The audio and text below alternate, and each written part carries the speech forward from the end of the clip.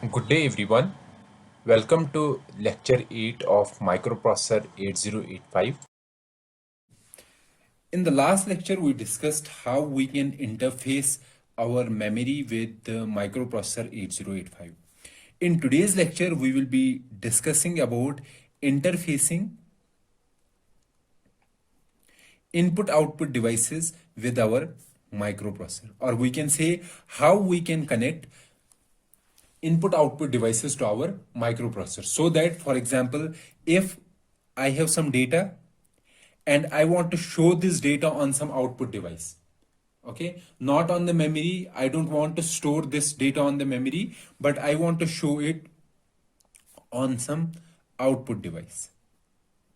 For example, let's take an example of a monitor, or we can say screen, a simple screen. I have to display the data on the screen, or in other words, my microprocessor, let's say it has to take some data input from some input device. Okay, up to lecture number 10, we were saying that whatever data our microprocessor requires, it gets that data from the memory. Okay. However, here we are saying that we will see how we can get data from some input device. An input device may be a simple keyboard. Okay. So first of all, we have to discuss how we can connect these input output devices to our microprocessor like we used to do in the case of a memory. Okay, and we know that for interfacing any device, maybe it is memory or any other input output device, we have to first assign addresses to these devices. Assign addresses. For example, if my microprocessor, it has many input devices connected to it, then first thing that my microprocessor has to do is to assign address to these input devices, like we used to do in the case of memory. We were having a memory. This was our memory, and to get data from any location of this memory, so any location, we were having a decoder. Okay, and this decoder was taking an address, and based on this address it was choosing one location from the memory, and from that location we can either read or write data. Okay, so this address and the control signals, what were the control signals? The control signals, for example, read, write, and this input output memory control signal. These control signals were generated by microprocessor, and from these control signals and using the address, we can determine the memory location and what type of operation we have to perform, whether we have to read the data or we have to write the data. Write will be giving output to the memory, and read will be taking input from the memory. Okay, read is in case of input. If I want some, if I here means microprocessor wants some input from the memory, it sends a read signal, and if it wants to write something, or we can say produce an output or store an output into the memory, it will send an output signal, write signal. Okay, likewise, we have, like in memory, we have memory locations. In our input output devices, we have these input devices. For example, input device 1, input device 2, output device 1, output device 2, many devices. These devices are connected to our microprocessor. This is my microprocessor. Okay, so let's combine these for simplicity, for understanding. Let's say this is like a memory. Okay, so each device is like a one location in memory. Fine. So each this entry, like in memory, each location in memory, it was having an address. Okay, similarly, every device here, whether input device or output device, it should have an address. Okay, this address is also called a port address. So when is this address called a port address? Port address means address of an input output device. Okay, now if microprocessor has to read some data or produce output, okay, then let's first take the case it has to read data. Okay, it has to read data from some input device. Then first of all, it should know the address of that input device, and it will provide that address on the address bus. And we will be having decoder. This decoder, it is similar to memory. Okay, this decoder will get the address, and based on the address it will choose that specific input device, for example input device 2. And then this input device, this will be enabled, and this input device will send a data that will be placed on the data bus, and this data will reach to the microprocessor. Okay, not only microprocessor has to send the address or port address of the device, it has to also send control signals. Control signals. So we can say that the operation in case of input output devices is similar to a memory. And which signal differentiates whether it is an input output operation or it is a memory operation, that is differentiated with the help of this signal. If this input output signal is equal to 1, then that means operation is an input output operation. And if this signal is equal to 0, that means the operation is a memory operation. For example, if input output signal is equal to 1 and read signal is 0, that means I have to read data. So here 0 means this, since this is active low, so this means we have to read data. I have to read data from an input device, some input device, and that input device will be recognized with the help of an address. Okay. Now let's take the example of a memory. In memory, when we are connecting memory to our microprocessor, what was the size of address? The address was 16 bits. Okay. In microprocessor also, we can use a 16-bit address for recognizing any input or output device. So let's take the case of memory. If we have 16-bit address, then how many locations can be located using 16 bits? So it will be 2 raised power 16 minus 1. Okay, that we already discussed, or 2 raised power 16. Like if we have a 16-bit input output address, so how many input devices will be recognized? We can recognize 2 raised power 16 input devices and 2 raised power 16 output devices. Okay, so we can connect to 2 raised power 16 input devices to our microprocessor and 2 raised power 16 output devices to our microprocessor. So this is a huge number. Okay, now if we have a 16-bit address to each input device and output device, then the operation is in taking data from an input devices or producing output to a data device will be similar to our memory. Okay, the operations will be similar as there are operations in the memory. So what are the operations with the memory? For example, if I have to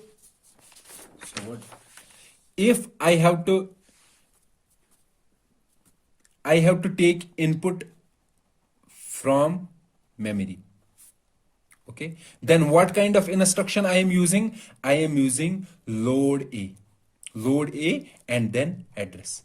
That means go to this address, take a data byte from this address and place that data byte in an accumulator. Okay, the similar will be the case in case of an input output devices. However, when we are using how many bit addresses? 16-bit address. So if I have to take input from input device 1, let's say input device 1, then the instruction will be load A port address. of input device 1, and we know this address will be same as this address, same in the sense the number of bits will be same. So here 16 bits, here also 16 bits. Okay, so what will differentiate the memory operation from input output operation? It will be differentiated using this particular signal. If this signal is IO signal is equal to 1, then we will first find this input device and we will get data from this input device. However, if this signal equal to 0, then this instruction will go to the memory and it will fetch data from the memory. Okay. Likewise, if we have to output data to memory, so how we are doing output to memory in case of microprocessor? That is done with the help of store instruction. So this instruction says that take the data in the accumulator and place into the memory at this particular address. Okay, similar operation will be in case of output to output device 1. So the instruction will be STA port address, and we know port address is 16 bits, OD1. So it will take the data byte in accumulator and will send to this output device. Okay. So that means, and as I said, that how will we differentiate memory from the input output? That will be differentiated with the help of this particular signal. So we can see that if our input output devices are addressed in similar manner as memory, okay, then our operations, the operations that we are doing with the memory, that is load A and store A, they will work for the input output devices as well. So these instructions will be used to access input output devices. So this kind of mapping, address mapping, is called memory mapped input output. Okay, that means the input output devices are given addresses in similar manner as the memory. Okay, so accessing input output devices will be similar to accessing the memory.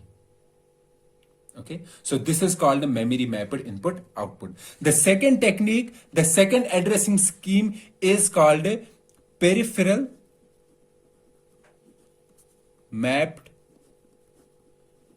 input output. Peripheral mapped input output. In this particular addressing scheme, each input and output devices is given an output device is given an address, and that address is not similar to the address given to the memory. For example, here address given to the memory was 16 bits. Here we can only give 8 bits address, okay, to each input output device. Then if I have 8-bit address to an input output device, so how many input devices I can connect? I can connect to 2 raised power 8 input devices, or I can connect 2 raised power 8 output devices. Okay, so the range of addresses using 8 bits will be, range will be from 00 to FF. 8 bits, so I am writing in hexadecimal. So 00H to FFH. Likewise, output devices will be also 00H to FFH. And this address here is an 8-bit address, and it is called a peripheral address or port address. So this scheme is called a peripheral mapped input output. Okay, or we can say a device is identified with an 8-bit address and it is enabled by input output control signals, like was done in the memory as well. We will do this similarly in case of input output as well. However, we have to discuss this particular memory mapped in great detail and also peripheral mapped in detail. So the other extra details related to the memory mapped and how it is differentiated from the peripheral mapped IO input output we will discuss in our next class, but here I am only giving a brief discussion how our peripheral mapped input output varies or differentiates as compared to the memory mapped. So in memory mapped input output device, the same instructions that we are used for memory are used for input output devices as well. However, in case of peripheral mapped input output, we have separate instructions for accessing input output devices. Okay, and these input output devices are not addressed in the similar manner as is done in case of memory. Okay, so our microprocessor 8085, it supports both peripheral and memory mapped input output. Okay, it supports both peripheral and memory mapped input output. So we will discuss how we can interface peripheral mapped input output to 8085. Then we will discuss how we can connect our memory mapped input output devices to microprocessor 8085. So our first discussion will be interfacing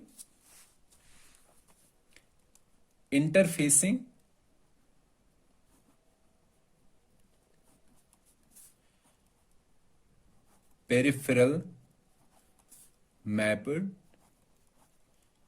input output. So how we can connect the peripheral mapped input output devices to our microprocessor 8085. However, before discussing this peripheral mapped input output, like we discussed in case of memory mapped, for reading the data from input device, we will use LDA instruction, and for writing data to output device, we will use STA instruction. However, in case of peripheral mapped input output, reading data from an input device, we will use in instruction. In and port address. Port address means address of input device. And we know this port address will be how many bits? 8 bits in case of microprocessor 8085. So every input output device is given an address, and that address is of 8 bits. Okay, this is when I have to read some data from an input device. Now if I have to give output on some output device, so then I will use out instruction, out port address. So this in says that go to this input device, the port address. Okay, go to this input device, take 1 byte of data from that input device and place that data into accumulator. Okay, and this out port address says take data from an accumulator and give that data, that 8-bit data, to an output device, and that output device is determined using this port address. Okay, so in case of peripheral mapped input output in 8085, we have following two instructions, in and out. However, in case of memory mapped input output devices, we have load A and store A instructions. Okay, so let's first discuss how we can interface the peripheral mapped input output devices. So before discussing how we can interface these devices, we should understand these two instructions, in and out, as I have explained it, in and out. After understanding these in and out instructions and their timing diagram, we can then discuss how we can interface an input device and how we can interface an output device. And we will also give an example where we will interface, for example, LEDs to our microprocessor 8085 or keyboard to our microprocessor 8085. So before discussing this separately, interfacing input device and interfacing output device, let's first discuss how these instructions, in instruction and out instruction, is executed in our microprocessor 8085 and what is their timing diagram. So let's take first out instruction. So out instruction will be out, then port address. Okay, and this is 8 bits, or we can say 1 byte, and this encoding of out is also 1 byte, 8 bits. So it is a 2 byte instruction. Likewise, if we take an example of an in port address, okay, so it is also 2 byte instruction. Okay, I will make you understand this out instruction in great detail. Then in is very simple, you can easily get the in instruction, the timing of in instruction. So let's first make the timing of out instruction. Okay, the timing diagram. So how we are making the timing diagram? So timing diagram will be, so we have a clock. So let's make a clock here.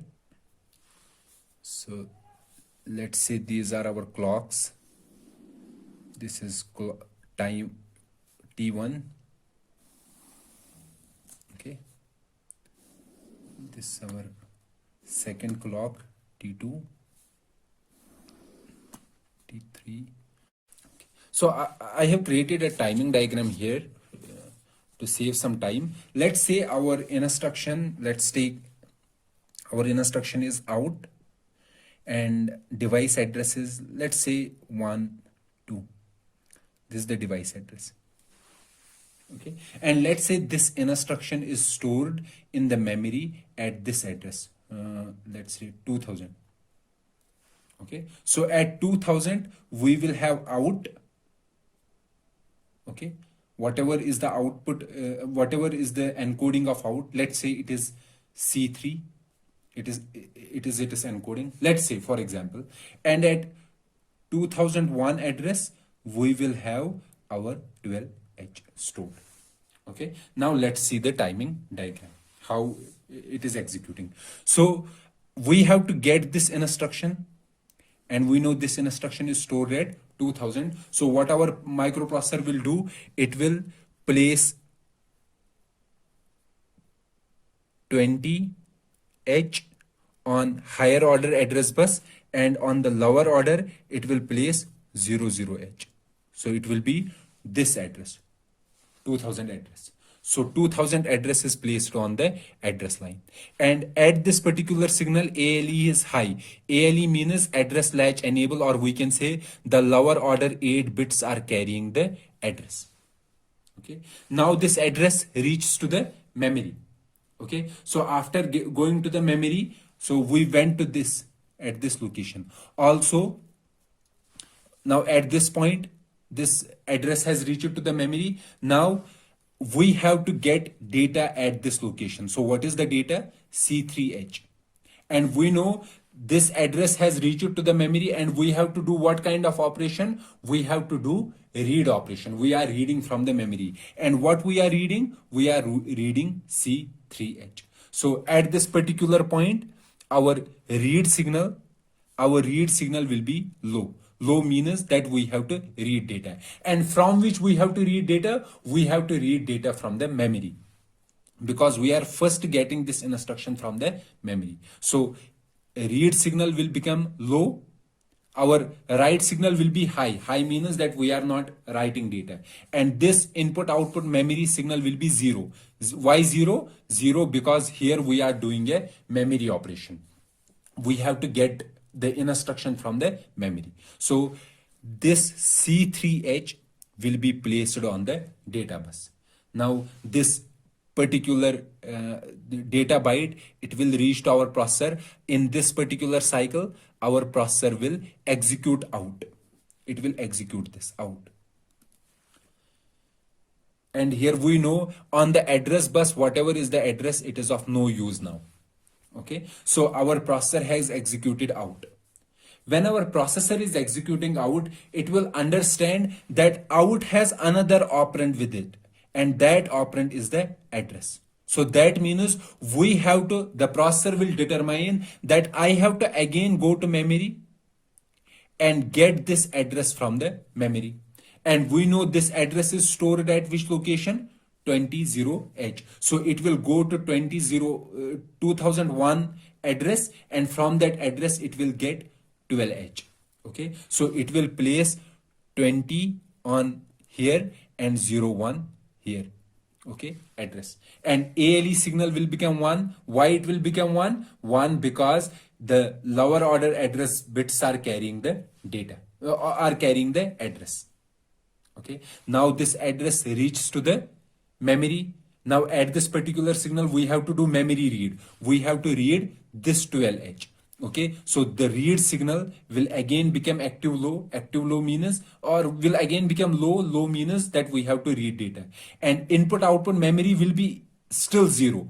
0 because we are doing a memory operation. So we will read data, and that data is 12H, and that data will be placed onto the data bus. Now this both out and our 12H, it has reached to the memory. It has reached to the processor, both these things. Now what is processor doing? Processor will send this address to our output device. So based on this output device, we will choose, based on this port address, we will choose an output device. Okay, and from that output device, not only we will choose the output device, we will also, after that, we will send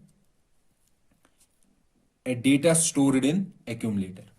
Okay, so first we will determine the output device. We will send this address like we used to do in the memory mapping. So we will first send the address. We will determine that particular location or that particular output device. After determining the output device, we will send data stored in the accumulator, and that data is given to that output device. So first of all, we will send 12H. So it is an 8-bit data. Okay, so we should send this 8-bit data using the address bits. So what kind of address bits should we use? Should we use lower order or should we use higher order? Okay, lower order 8 bits or higher order 8 bits. So in microprocessor 8085, the convention is place this data on both higher order address bits and lower order address bits. And at this particular point, this signal, ALE signal, will be 1. Why? Because the lower order address bits are carrying address. Okay, so this is redundant information here. Redundant means the same information is at two places, both at the lower order and at the higher order address bits. However, it is not of any usefulness of having a separate copy of the data, of having separate copy of the address on both the buses. So we can use either the address carried by the lower order address bits, or we can use the address carried by the higher order address bits. However, in microprocessor, it is saying that we will place the copy on both these bytes, on higher order byte and lower order byte. Okay, now this address, based on this address, we are going to select an output device. Let's say we have selected an output device. Now we have to send the data stored on the accumulator, and we know that data will be sent on the data bus. Okay, so we will place the data on the data bus. Okay, so let's say in the accumulator we have 23 stored, so we will place this 23H on the database. Now at this particular point, we know that, or we can say at this point, we have to access which device? Input output device. We don't have to access the memory device. So our input output signal at this particular point will be equal to 1. 1 means that we are now doing an input output operation. Okay, also, since we are doing an input output operation, and what kind of operation? Are we reading data from the input output device, or we are sending data? We are writing data. Basically, we are writing data. We are writing the data stored in the accumulator in the output device. So read signal will be equal to 1 because we are not reading, and write signal will become equal to 0. Okay, so at this particular point, we have to determine whether we have to read data or write data. Since we are writing, so our read signal will be equal to 1. And at this particular point, our write signal will be equal to 0. 0 means that we are writing the data. And at this particular point, we will place this data byte onto the data bus, and this data will be taken by the output device that has been selected using these address bits. Okay, so this is the timing diagram of out instruction. Now you have to work for the timing diagram of an in instruction. That is your homework. Please please make a timing diagram for an in instruction. Fine. So what we have seen here we have seen that when we have an in or out instruction, we first get this instruction from the memory, get from memory. After getting the data from the memory, we place the port address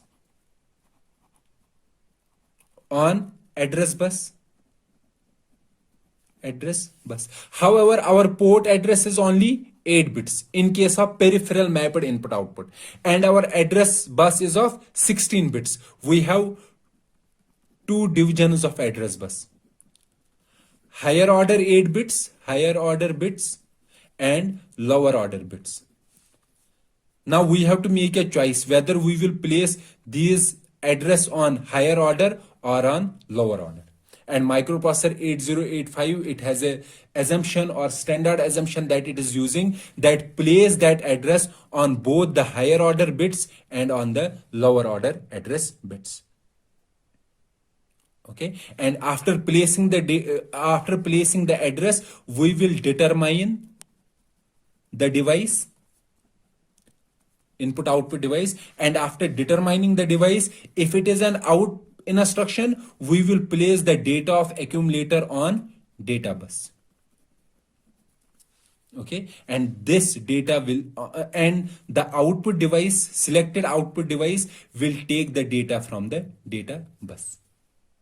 However, if it is an in instruction, so when we have chosen an input device using the port address, this input device will place its data on the data bus, and from the data bus we will place that data into the accumulator.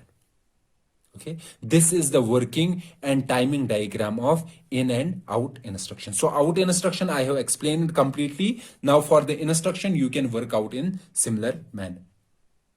So what are we doing? How we are selecting an input or output device? So we have 8 bits address. Let's say these 8 bits are from A7 to A0 address bits.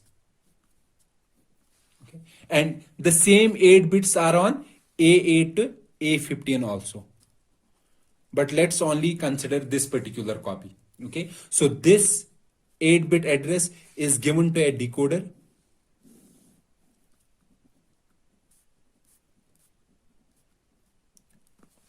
Okay, based on the decoder, how many outputs will be there?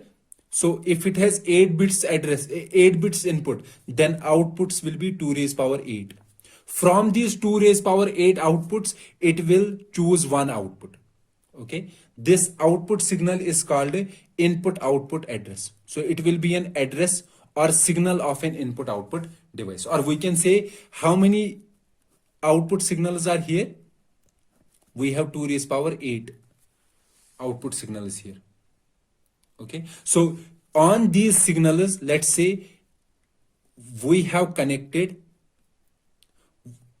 connecting an input device or input output device with each signal. So let's say we send an 8-bit address. So from this 8-bit address, decoder chooses one device. Okay, so one output will be active, others will be inactive. So it will choose one input output device, and after choosing that input output device, we can perform our operation. Okay, so let me read out this diagram. So what we are doing, so let me explain here how we are selecting one input or output device. So we have This is our decoder. Okay. And we know this decoder is getting 8 address bits. This will have port address, and these address bits are from the microprocessor. Okay. And microprocessor also sends these two signals. One is IO read. Let's make another here, IO write. Input output write. These are active low signals, and we know that IO read and IO write, these signals can be generated using IO memory and read and write signal. So using these two, we can generate IO read signal, and using these two, we can generate IO write signal. So it is a similar, simple AND operation, and we have already discussed in the previous lectures.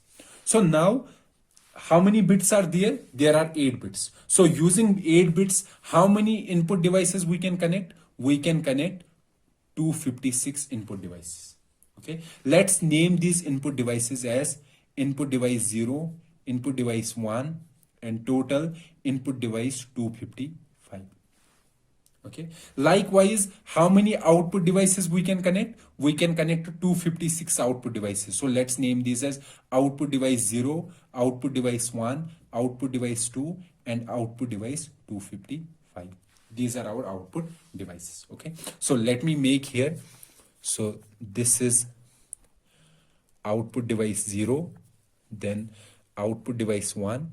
Likewise, we will have how many output device? We will have total 255 or total 256, and the last will be output 255. Likewise, we will have input devices. This is my input device 0, input device 1, and input device 255.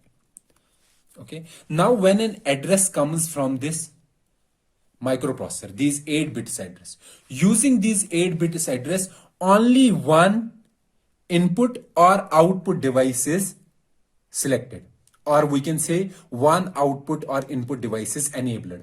Others will be in disabled mode. So we know that if we have to select the input device, okay, so using these 8 bits, how many addresses can be generated? We can generate 256 addresses. So using these 256 addresses, for example, the address may be 0, or let's say the address is 2. Okay, so we got address. What is address here? 2. Okay, 2 is the address. Now which should we choose, input device or output device? Okay, because there is an output device whose address is 2, and there is also an input device whose address is 2. So should we choose an device from the output set or from the input set? Because address is, what is the address? 2. Now to differentiate, which one should we choose? Should we choose output device or input device? That is differentiated with the help of IOR and IOW signals. If this IOR signal is 0, 0 means we have to read data. Okay, and we will only read data from the input device. That means in that case, we have to choose an input device. However, if this IOR signal is 1, and this IOW signal is 0, then we have to choose an output device, because when IOW signal is 0, that means we are doing input output write. We are sending data to something, and we can only send data to an output device. Okay, so this decoder is giving us how many addresses? 256 addresses. But we know that for every address we have 2 copies. One copy as output device and another copy as input device. So to differentiate between input and output address, we are using these 2 signals. Okay. So as I said, how many outputs will be here? So here we have 256 outputs from 0 to 255. Now let's say after receiving this address, the decoder is activating this particular line, this line.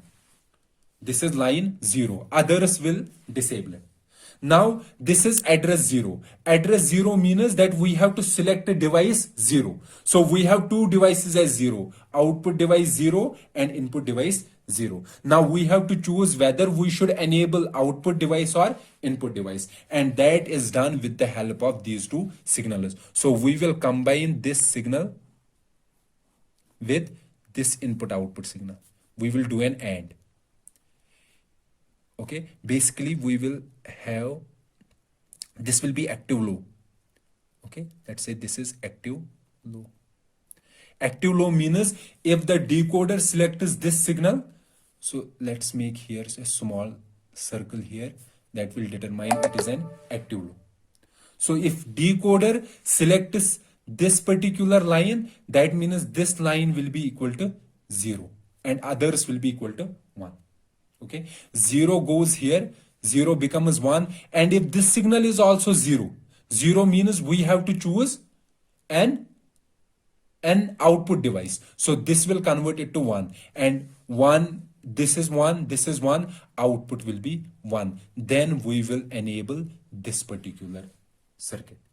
However, if this, we will take this particular signal and combine this with IOR and do an AND. If it is 1, then it will select a I. Okay, and at one particular point of time, if this is 0, this will be always 1. And if this is 0, this will be always 1, because they are complementary to each other. Okay, so from these two, if this line has been activated using these 8 bits, so either we will choose the output device or we will choose the input device based on input output, based on these signals, input output write and input output read. So this particular line which is activated by these address bits, this is called IO address. Okay, now this IO address signal is combined and with an it is combined with an input output write signal, and this particular signal is called input output select. Select means this is selecting, this particular signal is selecting an output or input device, or this is an enable signal. Okay, likewise this first line will be connected with this IO and it will select 0 1, and similarly this will be or with and with this signal IO read, and it will connect a input output 1. Likewise we will do with all the possible outputs of the decoder. Okay, now the address is coming here. For example, address is 3. Okay, and we have to choose an input device. Input device. Okay, so this signal will be equal to 0 and this signal will be equal to 1. Fine, and this will select a third. Okay, and we know third has been AND with IOW, but IOW is, and this will be connected to output device 3. Likewise this third will be AND with this signal IO read, and this will be selecting an input device 3. Okay, now this 3 has received here, and now the output of, so all others will be deactivated, only this will be activated, so this will be 0. Activated here means since it is an active low, activated means it is 0, others are 1. So this 0 goes to here, it becomes 1 here because I am using this circle here, and this IOM, so this 0, it will become 1 here, and this IOW is 1. Okay, so 1 will become 0, so 1.0 will be 0, so this won't be selected, this particular device. However, here this particular signal is 0, it will become 1 here. This particular signal is 0, it will become 1. 1.1 is 1. So this particular device will be enabled. So after enabling device, we will take data from this particular device. So this is how we are going to connect our input output devices to our microprocessor 8085. So this comes, this decoder and these gates and gates, it comes under the interfacing circuits. So these form the interfacing circuits for our input output devices. So this is how we can connect our input output devices to our microprocessor 8085, and how we can use addresses to determine which input or which output device is to be selected. Fine. This was all about interfacing input output devices to our microprocessor 8085. In our next lecture, we will discuss how we can interface a specific output device to our microprocessor, and also how we can interface input device to our microprocessor. So that will be a discussion with some specific examples. So this ends our discussion for interfacing input output devices to our microprocessor 8085, but these were the peripheral mapped input output devices, and we have shown how decoder and these AND gates are used to select one input device or an output device. Okay, so so there is one concept or which is also called absolute addressing and partial addressing. That concept will also be discussed in the next lecture. So we will meet in the next lecture. Till then, goodbye.